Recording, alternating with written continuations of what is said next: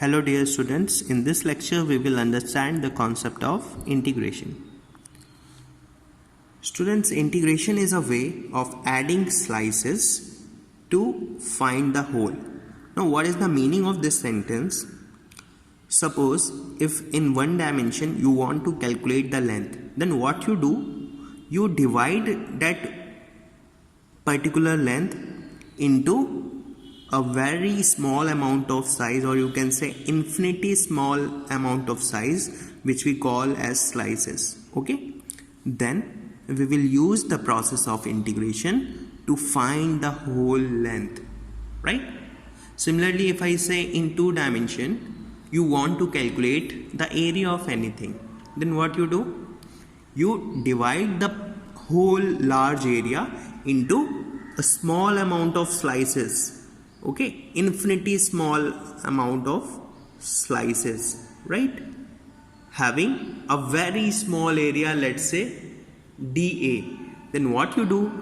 You again integrate that small area, then you will find the whole area of a particular body. Similarly, in 3 dimension, if I say you have to find the volume of a particular body, then what you do? You take a very small amount of piece or slices from that body that corresponds to very small volume, then you do the integration to find the whole volume.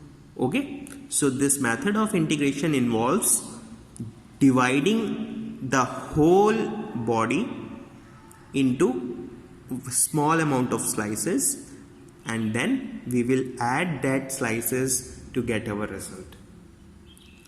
So we can say it can be used to find areas, okay, volumes, central points, and many useful things.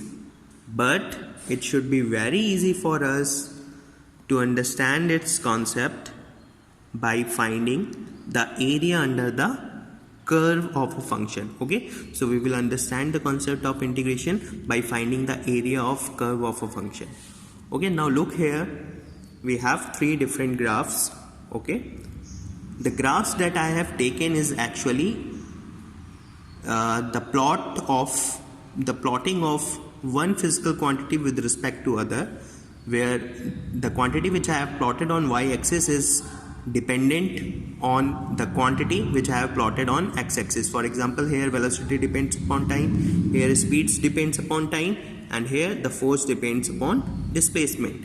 In other words, you have already learned in differentiation, you can say like velocity is a function of time, speed is a function of time, force is a function of displacement.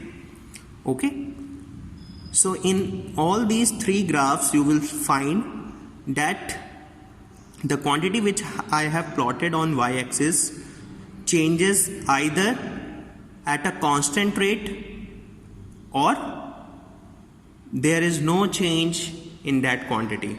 Okay, so in all these 3 graphs you will find a constant rate of change of one quantity with respect to other, or there is no change in that one quantity with respect to other. For example, in this graph, if you will see, you will find that in each time interval the velocity of any object or a body will be constant. Let's say this is a velocity 5 meters per second at this point. So at every point you will find the velocity of a body is constant. This is a constant velocity graph. Okay, now look at the second graph. In this graph, this is a linear graph, straight line graph passing through the origin like this, right? In this graph you will find in equal interval of time there is a equal change in speed.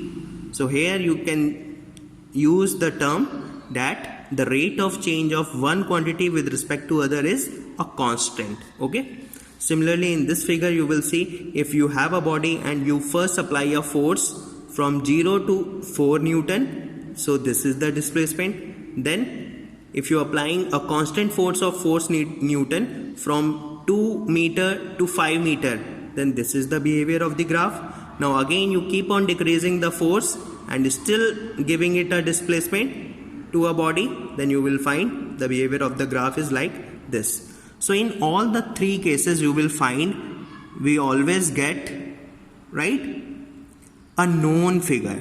Known figure means this is a straight line graph. If you draw a perpendicular on x-axis, so it will gives you a rectangle.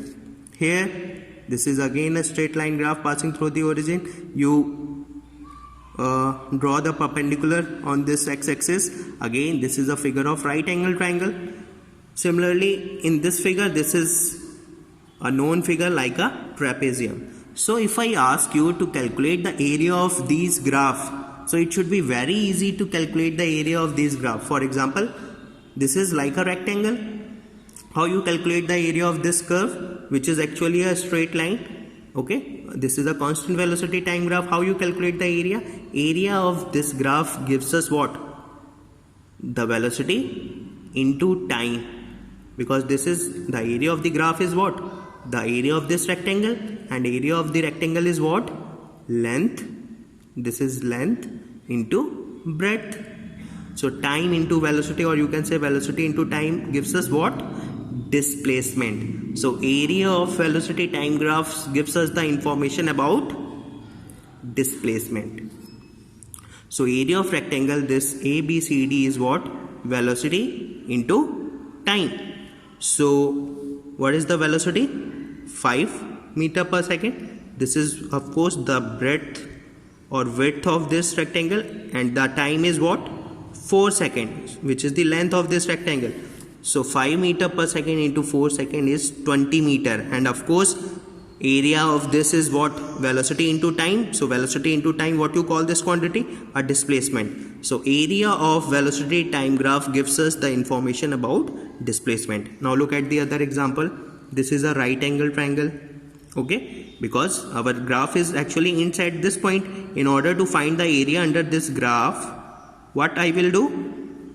From the point where this graph ends, I draw a perpendicular on this x-axis. So this is a right angle triangle. And how you find the area of right angle triangle?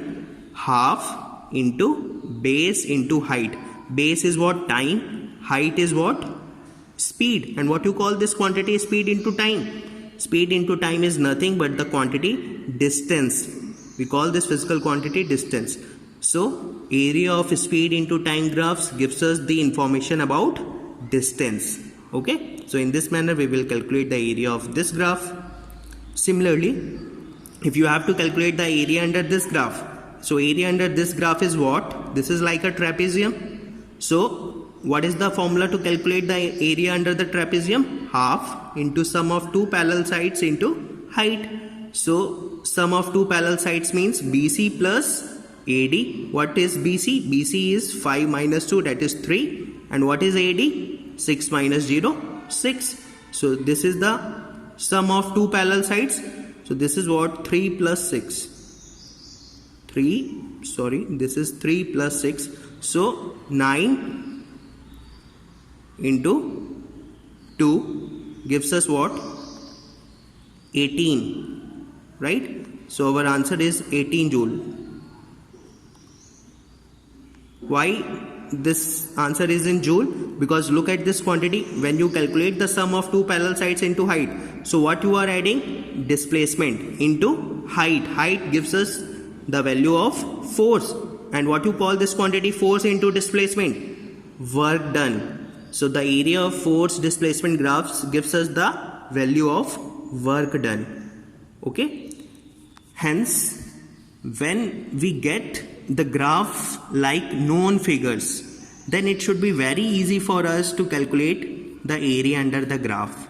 Okay, so here there is no need to apply the concept of integration. But if I ask you, if the behavior of these graph is not a constant, or you can say the rate of change of this quantity with respect to this quantity is not a constant change, but it is a variable one, then how will you calculate the area of the graphs? Look here.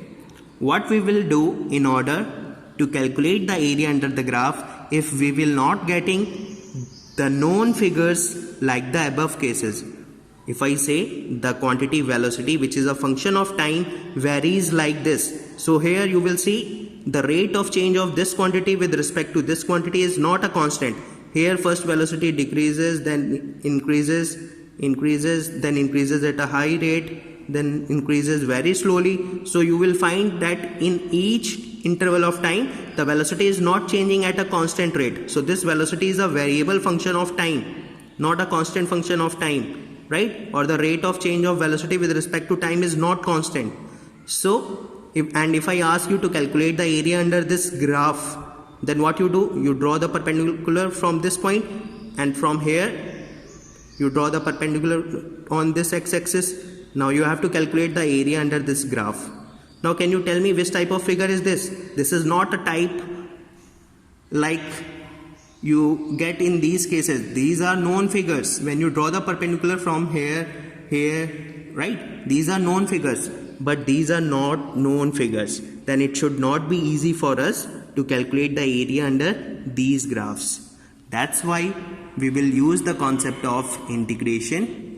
We divide these area, the whole area, into a very small slices, like infinity small amount of size. Slices means we have to divide this area, this whole area, into a very small quantity. Then what we do? Then we will add these slices or these areas, then we get the entire area.